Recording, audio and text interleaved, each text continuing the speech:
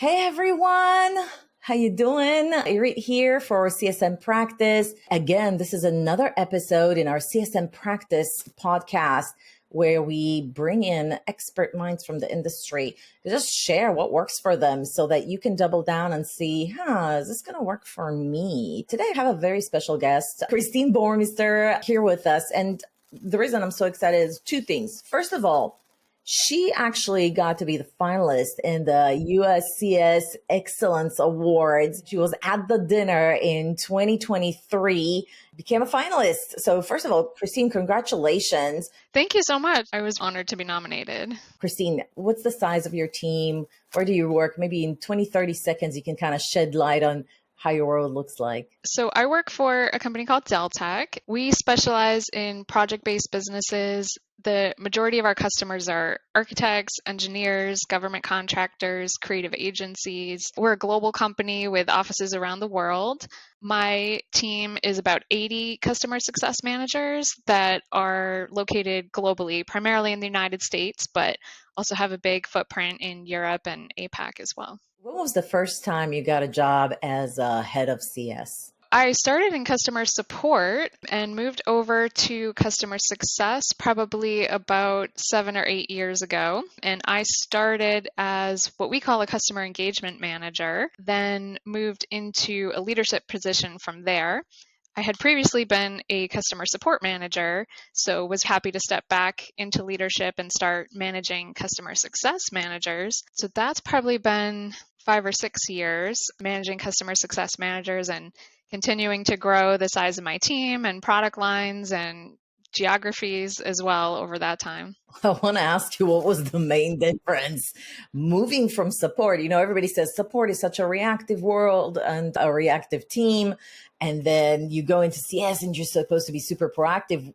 Did you feel like that shift in your perception on how we work with clients? Was that a hard thing to do? How did that feel for you? Because I think there's like a constant debate, whether you can bring people from support to CS roles. For me, I love customer success. I feel like I found my home.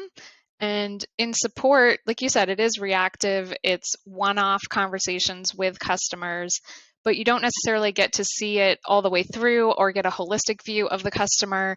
And I also found it hard to feel like I was making a difference with these customers. For me, stepping into customer success, that was something I loved about it, getting to know a customer well, getting to advocate for them, make a difference, and that's something I've enjoyed. A team of 80 is fairly a large team for any size of company. In general, if you look at CS teams, 80 is considered on the larger size for most companies. Would that be a fair statement? Yes, I would say so. From different people that I've interacted with in the industry, that's a large team.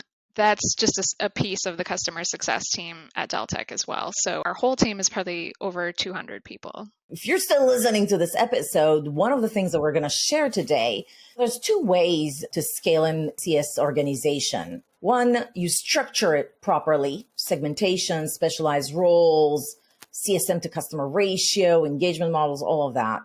Secondly, is the technology that you use in order to automate things, make the team more productive, etc.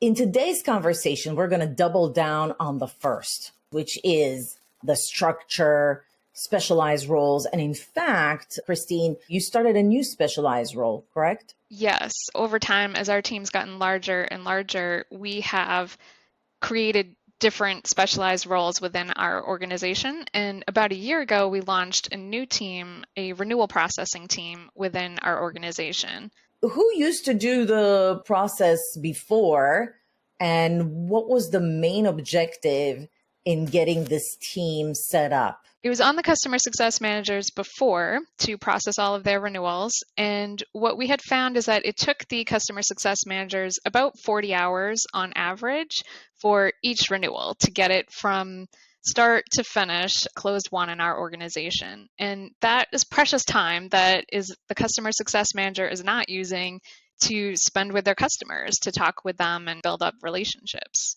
Just to be fair, if you think about your entire customer base, you have 80 CSMs, and you have 30,000 customers, we're not talking about renewal processes for all 30,000 renewals. We are, although it is different account ratios across our customer segments and different levels of touch on those renewals for sure.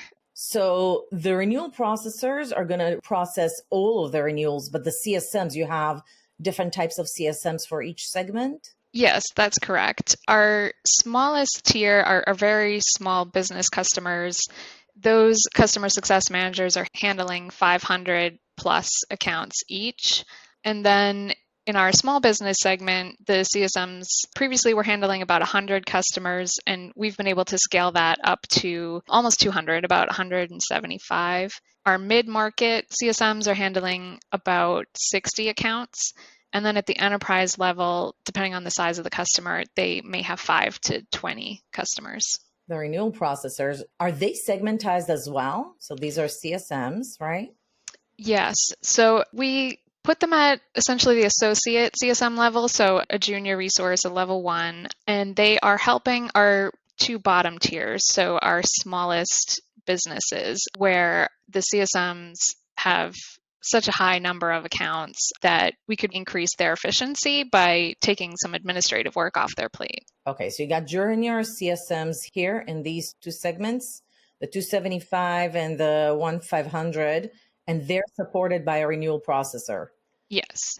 Who helps the mid-tier and the top-tier CSMs? So right now they are doing their own renewal processing, but since we've seen the success of this initiative at the small business level, that is our next step, is looking into expanding this into the other tiers as well. I think that's smart. You would think that if you release some of that manual process to somebody else, then that gives that more senior person time to do more value discussions and relationship building rather than anything else, correct? Absolutely. And that was where we started, was let's try to fake some automation. Let's take this administrative work off the customer success manager's plates to give them more time to focus on the customer relationship. And it's been even more successful than I think we hoped, where the CSMs were able to increase their account ratios significantly while we still were able to achieve high revenue retention and even increased our customer loyalty. A year ago, the differences that you noticed is 1, increase CSM to customer ratio. Yes. And I think that was 100 to 1 to 275. Yep, we went from 1 to 100 to about 1 to 175. So this is 1 to 175. Then you have 1 to 60, and then 1 to 5. Sort of, yes. Yep, 5 to 20, depending on the size of those customers. When you did it for the mid-tier and the small tier, some of the successes that you've seen is you're able to scale in terms of how many accounts each junior CSM was able to handle in the mid-market. What was the other thing that you noticed? You said customer loyalty? Yes. So our customer loyalty increased about 10% year over year, which was a significant bump for us that we can attribute to the fact that these CSMs have had more time to focus on that relationship building activity. And the third piece of it being the revenue retention. So we were able to accomplish this without revenue loss. So we were roughly able to maintain, with maybe a little bit of an increase, our net revenue retention. How do you measure customer loyalties? I heard some companies, they have like a loyalty score that they do, and they sort of measure that using some sort of like a survey or something along those lines. Is that what you're referring to here? Yes, that's exactly what we do. We have a survey that each customer would receive annually. It goes out to a rolling group of customers so that we're constantly getting new numbers, new feedback, and then through that survey, we're able to calculate a customer loyalty score. Got it. And it's different than NPS, but I hear it's all the rage right now. So yes, the survey calculates NPS for us as well, but in our organization, we primarily look at the customer loyalty. I think you also mentioned some automation. So you set up the renewal processors team. Did you also introduce a new tool or use existing technologies a little differently? This was Primarily with existing technology. We looked into automation, and that's still on the table, but to get a new tool and with an organization of Deltek size, it would take years, time, and money to implement the kind of automation that we want. But pulling this team together allowed us to scale quickly because we could hire them and train them and get them deployed just so much faster than we would be able to with the technology at this point. Once you made a decision that this is what you're going to do, how did you make that team successful, and how long did it take you to hire them, train them? Do you have any steps that you definitely recommend thinking about if somebody else is going to pull something like that off in their company? One of the first things that we did was map out all the steps that are required to get that renewal through and all the different teams that touches. And then part of it was a roadshow with each of those different teams talking about this new group that we wanted to put in place, how that would benefit our customers and Deltek, and get their feedback as well and their buy-in on how this would change their processes and the way that they interact with our team. And then put together the job description, started looking for someone to fill this role. One of the managers on my team mapped it all out and took over the training for this new person. And then we also had to train the customer success managers as well, since this would change the way that they run their renewals, to start going through the renewal processors instead. We spent time thinking about what this would look like. Would this person be entirely behind the scenes? How many renewals could they handle? Which teams should they interact with? Things like that. We started with one renewal processor, and that allowed us to test our hypotheses, make sure that it was working. Then we quickly expanded the team as we saw the success and launched it on other product lines as well. Started with one product line and more renewal processors. Yes. Okay. And you said that one of the things that you carefully considered is this role going to be customer facing. And then the other thing that you were thinking about, what were the other considerations? From researching what some other organizations did, sometimes they would have the renewal processor reach out to the customer to email back and forth or have conversations about what the renewal would be. I mean, they would take over the full negotiation. So that was something we debated. Are we completely taking the renewal off the customer success manager's plate? And we ultimately decided that we wanted the customer success manager to have all the customer facing activities.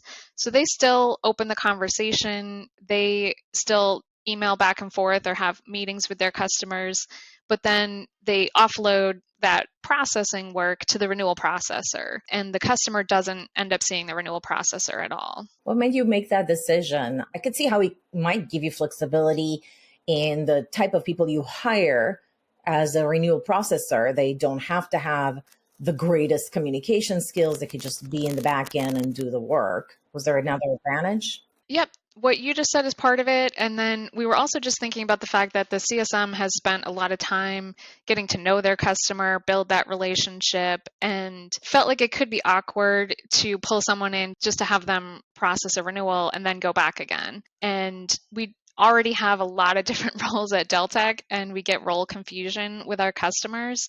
So we wanted to, as much as possible, say your customer success manager is your person.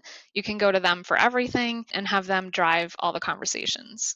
Okay, hire faster, avoid role confusion, and allow relationship building with customers for the CSM. So beyond customer facing, I think you mentioned a couple more things that you kind of were debating when you were thinking about designing the role. What were some of the other considerations? Yeah, I mean, you mentioned what would this job description, what would this person look like? And at the time, we were thinking that this would be, we wouldn't need the same skill set as a customer success manager because of the work that they would be doing. It would be process driven, administrative. So we were looking for a different type of person. So exactly, that changed our hiring profile. And we knew that we have an influx of customers every year. How can we handle this? We also thought about, where is this organization going to live? Is this within customer success? Who's going to manage this team? You know, it's a very different mentality than a customer success manager and our typical leadership team. But it was also a good opportunity for someone on our team who was a little bit more process oriented to let them build out the ideal process for how renewals should go and get to take on a team as well. What did you end up deciding? You had the renewal processors report to your organization? And did you end up getting a manager from your own team to manage that team? Yes, that's exactly what we did. So we promoted a customer success manager into a team lead position, and they took on ownership of managing these new renewal processors. Would you recommend that? I mean, I personally think it's a brilliant move. It's a win-win. That person wants to be, trying their hands on leadership. What a great opportunity. On the other hand, they actually understand the pain of processing the renewals. And so they can coach the team to be the great assist to a CSM because you've just been in that position. Yes, for us, it works well. We have a lot of team leads, and as you mentioned, it's a fantastic introduction to management, and that frees up our managers to do more strategic management while the team leads can focus on that day-to-day activity. They usually still have accounts. They have a smaller number of direct reports, but it's a great way to step into management, get a taste of it, see if they like it. It's a great opportunity for our CSMs to move up in their careers. That's awesome. So it's another career path for them to manage that type of team. I think you also mentioned, well, how many renewals can they actually handle? So let's talk a little bit, like maybe we would call it like bandwidth considerations. Did you end up like giving them too much initially, or what was the story around that? We did give them too much, yes. The one person that we hired, we had them supporting all of the CSMs in that small business segment on my team and another team as well. Yes, they were supporting something like 30 different CSMs. Our typical contract in that segment is about 3 years. So we have roughly a third of our customers coming up for renewal every year. So the initial thought had been, if this is all that they do, they'll get good at renewals, they'll get fast, and be able to handle that kind of load. What we found is that was too much work, and every product line, the assets are different, and there were their own nuances. So it was going to take a lot longer for someone to get good at processing that product's renewals. And we ended up moving towards having the renewal processor support just the small business CSMs on a particular product line. So they end up at this point supporting maybe 10 CSMs. Do you think about it as renewal processor to CSM? I would think you were probably thinking about it as a renewal processor per number of agreements expected in that year. And also the ratio might differ from product line to product line.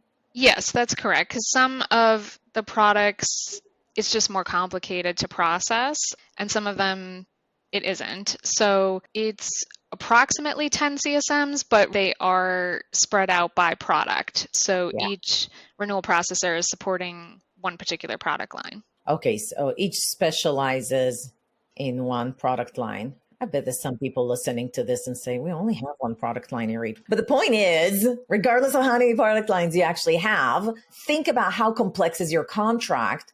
And that should give you like a guideline, whether your contract is a 3-year agreement or a 1-year agreement. I think at the end of the day, and that's what my main takeaway is, that you assign a renewal processor to specific CSM. So you kind of created a pod structure of where you have a CSM, a renewal processor, and then do you have anybody else here in this pod? And they're all working on the same account. So from a customer's perspective, it's always the same people. Yeah, that's actually a great way to look at it. And we do have additional roles that would be considered part of this pod. We have an onboarding specialist, for example, who is just working with the customer from signature until go live. And then we also have what we call the customer engagement manager, who is a one-to-many role that focuses on the entire product customer, all the customers that are on a particular product line. So they are doing one-to-many things like webinars. They're more product experts, product focused than our customer success managers, and they support the CSMs. They're not even assigned to a specific CSM or a specific account. They're just supporting all of them. Yes. So we found that the customer success manager can focus, we think of it as a pie, right? Their slice of the pie, we get to know their customers deeply. but the engagement manager is looking at the entire pie. So they're able to think about the feedback that they're getting from CSMs, from customers, and then they're our internal advocate going to our product management team or into our release readiness and able to drive things that are product focused for that entire customer base. For the customer, do they always work with the same engagement managers? Yes. So the engagement manager, like you said, is not assigned to particular customers, but if they did attend a webinar or they could get pulled in by a customer success manager, at this point we have one per product, so it would be the same one. It's very customer centric, so congratulate you on that, because somehow you're able to scale the team, but also consider, if I'm the customer and I have this product line, I always have this one engagement manager, this one CSM, and this one renewal processor. But the renewal processor might be working with a bunch of different accounts depending on the CSM, and then they only have this one onboarding manager. So you talk about confusion for customers before. I think this is kind of like helping reduce the confusion. Right. And this is something that's definitely evolved over time, where the customer success manager used to do all of these different things. And then each of these different roles has carved out over time. We also have what we call an upgrade success manager, who is more maybe project management focused, who focuses specifically on the new upgrade and getting customers upgraded from one version to another and project managing that and what it's going to take to make that experience successful for our customers as well. I think that's it for the pod, but we're always looking for new specializations, I guess. Because it was such a success. You increase loyalty, you maintain the renewals. And then for the CSMs, sometimes I feel like when we do these changes from an organization standpoint, it even helps with CSM attrition to reduce it quite significantly, because I feel like a lot of CSMs actually enjoy that work that you said, like your eyes actually lightened up when you said, I love CSM role because we get to know the client. But if I'm always busy doing shuffling papers to prepare for renewal and I have 100 accounts, I might be doing that quite often. That's not what most people sign up for when they think about a CSM position. No, you're so right. I mean, their compensation is primarily driven on renewals for their commissions, but you're right. It's not what they want to spend all of their time doing, that calling up customers and negotiating contracts. They want to be able to be helping these customers and making a difference with their customers. We've found that it's really helped us with CSMs getting overwhelmed or getting burned out. Every time we've introduced a new role, we've kind of wondered, will the CSMs like this? Will they go along with it?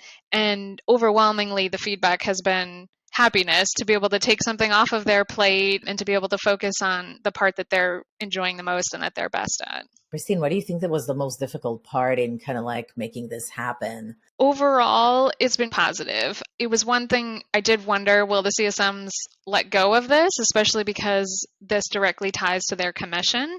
So are they going to feel comfortable with someone else doing this processing for them? But they actually were happy about it. And when we have a renewal processor out, we had one out on maternity leave this year, our legal team actually came to us because they were seeing a spike in correction amendments, and our CSMs were struggling with having to do all these things again and cover that, and they were happy when she came back to Deltek. Point well taken. That's how you know the role actually works. You pull that out.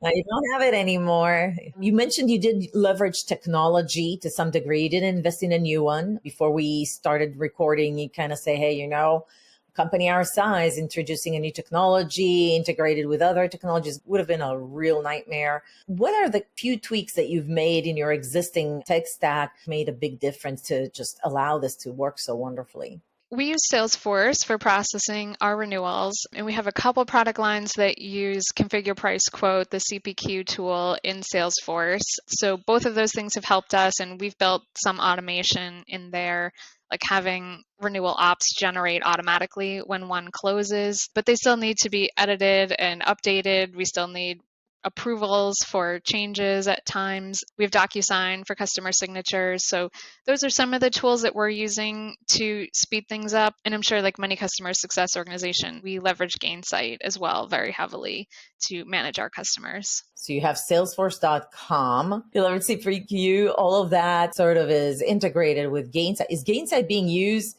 in helping with the renewal process? Do you create like CTAs to remind, or like customer journey orchestrators to send something to? Much of what you're saying, yes. So there is a CTA that will pop up for the customer success manager. We also use Journey Orchestrator. So an email automatically goes out to the customer 120 days prior to their renewal that lets them know that their renewal is coming up and suggests scheduling a call with the customer success manager. Of course, it's a friendlier email, but all of that happens without the CSM needing to do anything. The email will go out, renewal op gets generated, so at least we've got a starting point there. And from within Gainsight, the CSM or the renewal processor at this point can update the latest status on the opportunities. So they can put in the amount, is it likely to come in and how likely, what are the next steps, what are we waiting on? Which for me as a leader, looking at what's our pipeline, what's our quarter looking like, it's so helpful having all that information updated and in one place and not having to chase CSMs and renewal processors for that. And then you use the CPQ. Was that new for the renewal processor, or did you do any changes to the CPQ?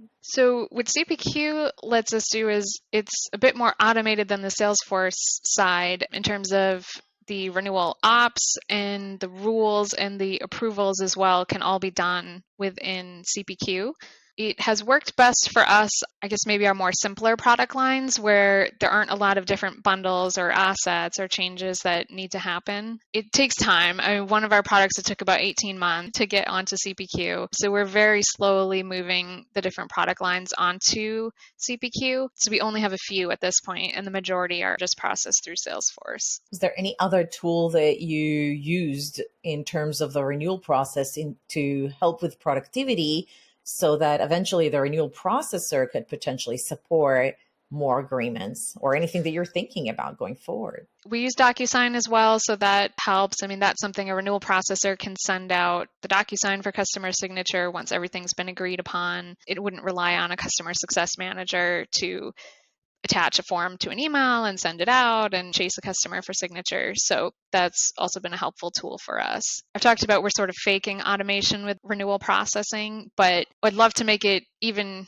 more actually automated and easier for both the renewal processors and the customer success managers. So it doesn't require as much manual work, as much of a touch, where it can generate and go out, and then it's more just a matter of making corrections and following up if needed. But it happens more automatically, less interaction.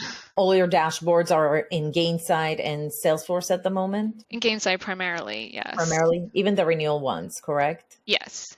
How confident are you in your renewal forecast dashboard? We have an operations team that has been building out those dashboards and working on that forecasting for us. When we first launched it, we weren't confident. We were all still doing our own numbers. And now, a couple of years into that, very confident. At the beginning of the quarter, our operations team gives us a number and says, this is where we expect you to hit by the end of the quarter. And it is bang on every quarter. It's very accurate, especially with the information that the CSMs are feeding in, with the health of the customer, if they're going to renew or not, the downgrade potential, different things like that. First of all, thank you so much. I think this was just such a wonderful way to showcase scalability. Doesn't mean necessarily an AI solution. It doesn't necessarily mean doubling down on technology, although that always helps. Sometimes it's about taking some manual process or a process that's fairly simple and breaking it down to, can we hire a more junior person to do it, and then elevate what we can do with a more senior resources. Yeah, absolutely. I went to the Gainsight Pulse conference. One of the speakers put it into a quadrant where they were talking about organize the activities that you have into the complexity, the difficulty, the time, as well as the impact.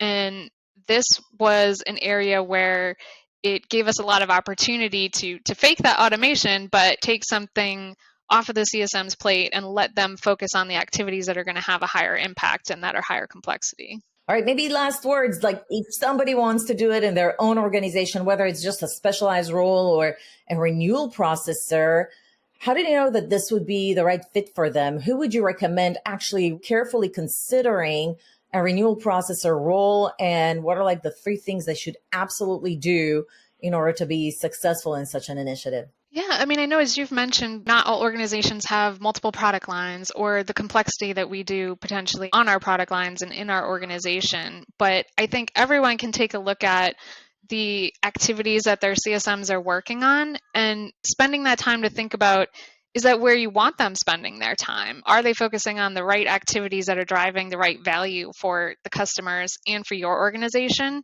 And then if you find that they're spending too much time in an area that you don't want them, that's a good opportunity to look at that piece and say, can we automate something here? Can we fake an automation here? Can we pull someone else in to take on that activity and pull it off the CSM's plate? And ultimately, it becomes a win-win for the customer, for the CSM, and for the organization too. For those who are watching or listening to this podcast, if you liked it, go to our YouTube channel, give this video a like, reach out to Christine on LinkedIn, tell her how amazing she is. I'm sure this was very helpful. And Christine, again, thank you so much. I'll see you guys at the next video. Big love from me.